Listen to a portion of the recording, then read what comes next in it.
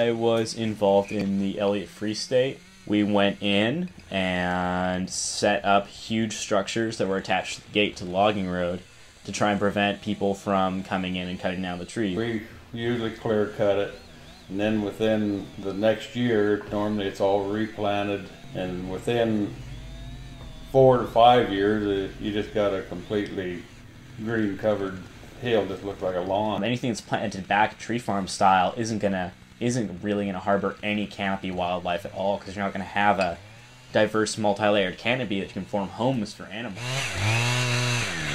This is an area inhabited by marble murrelet, these several endangered species. Like the marble marlet, we just can't go in there and work while they're supposedly in there. However, I've never seen one. While I do believe that logging certainly should and will continue in the Pacific Northwest, I also believe that we've been logging far too much for far too long. I mean, we're growing trees faster than what we're taking them out. And all these companies figure on being in business for years and years, and so, I mean, you can't cut more than what you're growing. One of the biggest lies is that environmentalists want to destroy their jobs, want to destroy their communities, want to destroy their futures.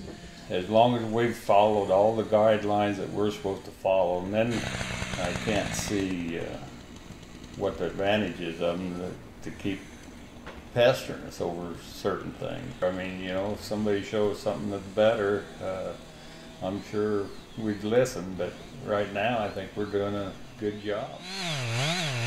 If our logging industry would just shut down tomorrow, there'd be nothing here. Our whole town would die. Well, in many cases, I mean, I think most logging communities are really engaged in a struggle to survive.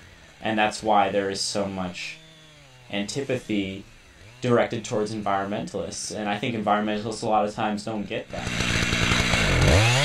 I'm not against all logging. I've certainly cut down my fair share of trees. However, I am against clear-cut logging.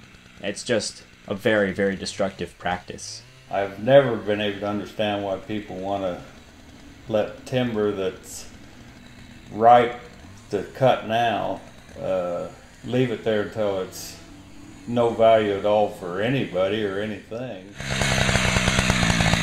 It's our community. I mean, we're not out to ruin it, and part of the funds do go to our schools. I mean, how else are we going to support them?